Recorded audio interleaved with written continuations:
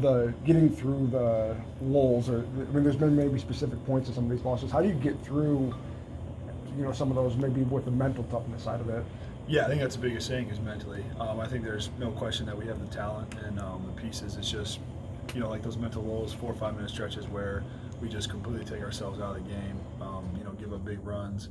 That's what hurts us the most. And, we got to figure out how to eliminate those. And I think if we can do that, you'll see us, string a few together, get some wins, and, be competing at least that. So, What creates those lulls? Is it with some of these young guys being young in some areas? Is it something, a couple bad things happen and it just gets carried out? I mean, I think that's probably a fair, assessment. I mean, you got some young guys that maybe haven't, won at a high level before that don't understand what it takes or how locked in you have to be or how hard it is in the Big 12 to win games. So, I think that's probably a big part of it, and we just me and Tyrese and some of the other guys that have been a part of the the good team last year and things like that gotta just do a better job, I guess, with our leadership, making sure that they understand what it takes.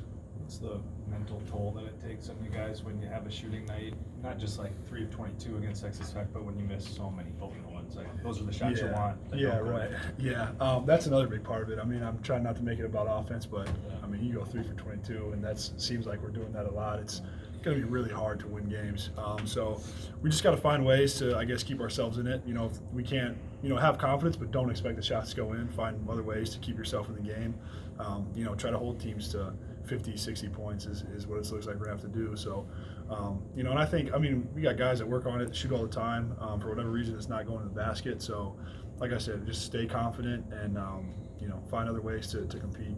What if, players talk about getting into the gym morning after games, Right. games, whatever. What if they don't? What if you Reverse it? Yeah, reverse it. Don't shoot, and then Flip it they totally, go, yeah. Save the bakes. I don't know. Yeah, We might have to try it. We might have to try it out. No, I wasn't being a smart ass. Yeah. I was. No, I don't. I honestly, it's like one of the weirdest things I've seen, to be honest, because I feel like we have good shooters. Like we got guys that can put the ball in the basket, but yeah, for whatever reason, it's not going in. And like I said, it's really hard to win. You go 3 for 22 from 3. Or I think we were down 6 at halftime, and we were like 0 for 13 or something. Like, that's kind of ridiculous. So it's tough. At what point does the 22 number have to come down? Do you think the attempts where you just have to say we can't take that many? I think that's part of it. Yeah, you gotta look to like I said, find other ways to keep yourselves in the game. So just attack the paint, get in the lane, get to the free throw line, pound it inside to the big guys, things like that. But yeah, again, like, you don't want to make it so where you're not taking open shots. Sure. Like, what you're looking for in offense is an open shot. So, don't pass up an open shot, because then, it could turn into a turnover or something. Then you're just empty possession. So it's hard to, it's a fine line. I think right now, again, we just got to stay confident. And, yeah, I think maybe shift our focus more towards the paint. And if the threes are open, then, take them. But definitely don't force anything.